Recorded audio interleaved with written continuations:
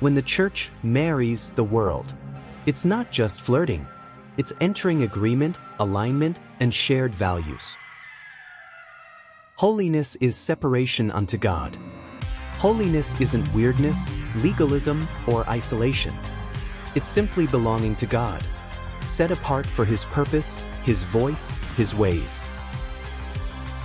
The church can't serve the world system and Christ's kingdom simultaneously.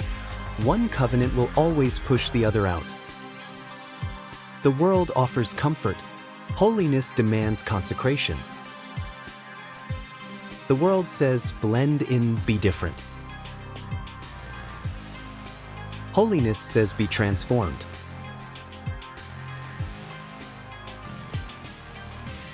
The divorce is subtle at first. It doesn't start with open rebellion.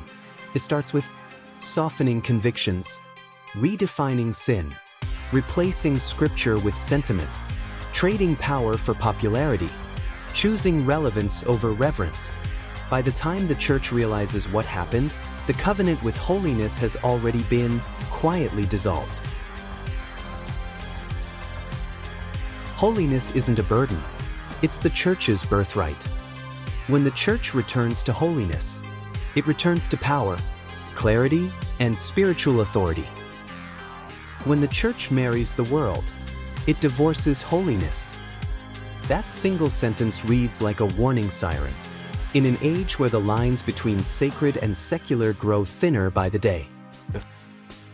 It reminds us that the church was never called to blend in, negotiate its identity, or borrow its values from the culture around it.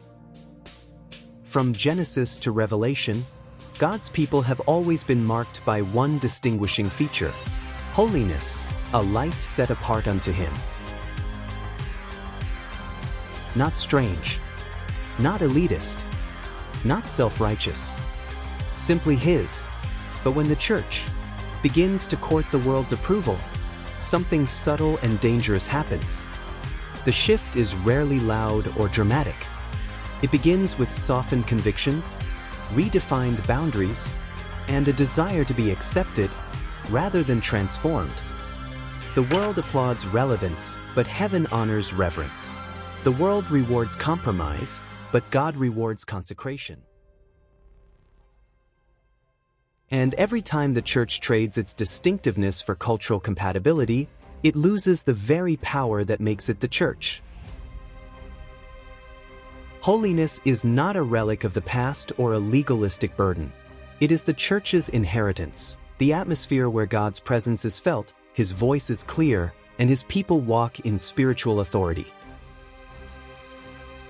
When holiness is abandoned, confusion enters.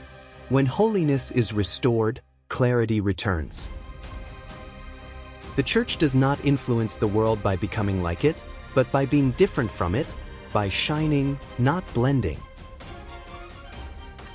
The church is most alive, most prophetic, and most powerful when it stands where God stands, speaks what God speaks, and refuses to trade its birthright for the world's applause. Thanks for watching.